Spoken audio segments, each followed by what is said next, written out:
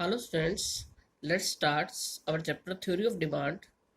Today our topic is demand curve. Demand curve is a graphic presentation of demand schedule. Last topic के अंदर आपने demand schedule को study किया था. तो डिमांड कर्व क्या है? Demand curve is a graphic presentation of demand schedule expressing the relationship between different quantities of a commodity at different possible prices. यानी जब हम डिमांड शेड्यूल को एक ग्राफ की हेल्प से शो करते हैं तो वो है demand curve. It has two types, जैसे कि हमारी डिमांड शेड्यूल में टू टाइप्स हमने डिस्कस की थी. Exactly same demand curve has two types, individual demand curve and market demand curve. Individual demand curve and market demand curve.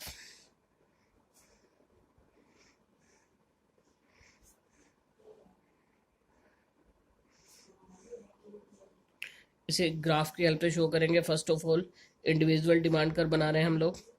Individual demand curve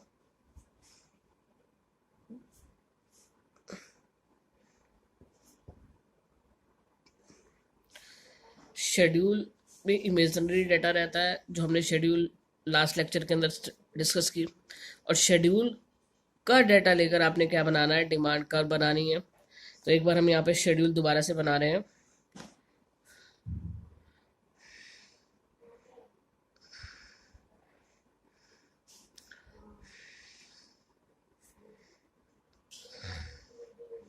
हमने यहाँ पर क्या दिखाया शेड्यूल के अंदर? इनवर्स रिलेशनशिप, कि जैसे जैसे प्राइस राइज हो रहा है वैसे वैसे डिमांड क्या हो रही है? फॉल हो रही है. डाटा कुछ भी लिया जा सकता है, बस आपको एक इनवर्स रिलेशनशिप शो करना है. सपोज आप प्राइस को फॉल करते हुए दिखाते हैं तो डिमांड को राइज करना था.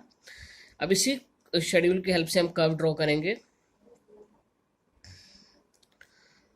X axis, Y axis, price lies on y axis and quantity on x axis.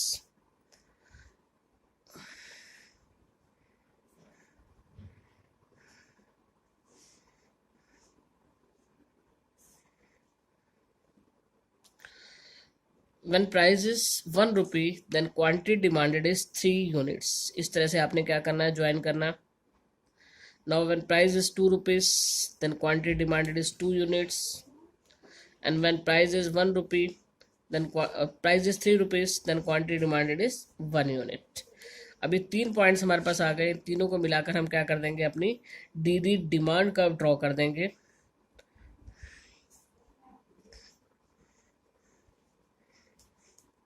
और इस डिमांड कर्व को ड्रॉ करने के बाद हम इसे एक्सप्लेन करेंगे. Quantity lies on X axis, price lies on Y axis.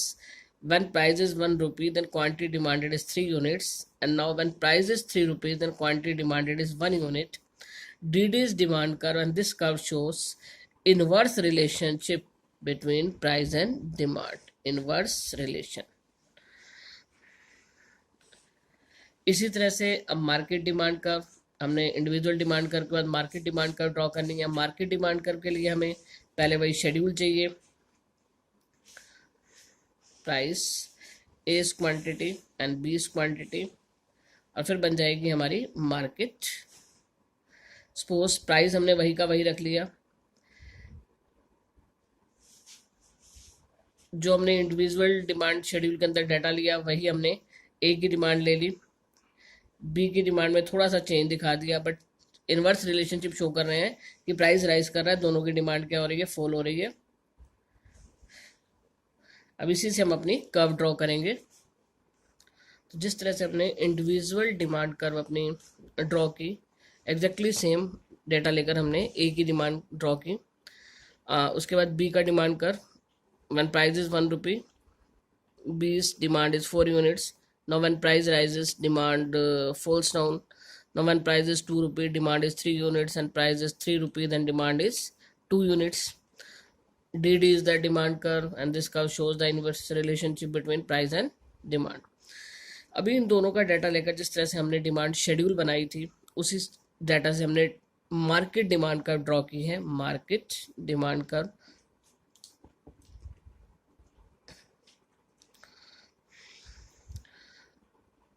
O access x access पर हमने क्वांटिटी लिया है, वाई एक्सेस पर प्राइस लिया है। वन प्राइस इज़ 1 रुपी। हमें क्या करना है कि हमें यहाँ पर 7 तक डाटा चाहिए था, तो हमने क्या किया कि इसमें 2 के गैप में दिखा दिया। 1 का गैप भी ले सकते थे। One price is 1 rupee, then demand is 7 units, तो मैंने 6 और 8 के बीच में इसको क्या कर दिया, ज्वाइन कर दिया। Now when price is 2 rupees, then demand is 5 units, ये हमने 4 और 6 के बीच में इसको ज्वाइन कर दिया। Next when price is 3 rupees, then demand is 3 units, and D is the demand curve, and this curve shows the inverse relationship between price and demand. जैसे हमने इंडिविजुअल डिमांड कर्व ड्रॉ की, price हमारा हर बार same रहा, लेकिन हमने quantity change करके बी की डिमांड भी ड्रॉ की और साथ में मार्केट डिमांड कर्व जो है वो भी ड्रॉ की। Our next topic is demand function और determinants of demand function,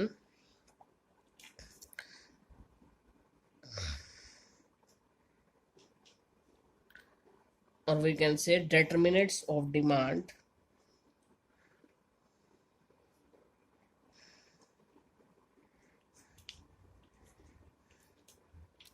It has two types. First of all, demand function की डेफिनेशन दे देते हैं। Demand function shows the relationship between demand for commodity and its various determinants. Demand function क्या है? Demand function shows the relationship between demand and its various determinants, यानी demand और उसको effect करने वाले जो फैक्टर्स हैं उसके बीच का जो रिलेशनशिप है, that is known as the demand function. जैसा आपने ऊपर स्टडी किया, demand curve has 2 types, demand schedule has 2 types, exactly same demand function is also 2 types, individual demand function and market demand function. Individual demand function and market demand function.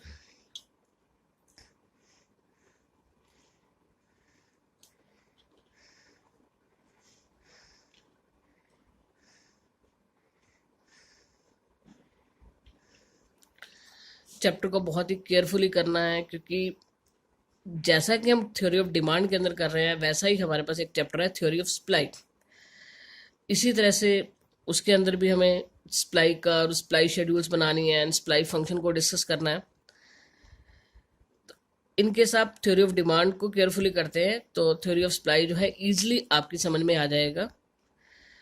इस demand function के topic को हम कल study करेंगे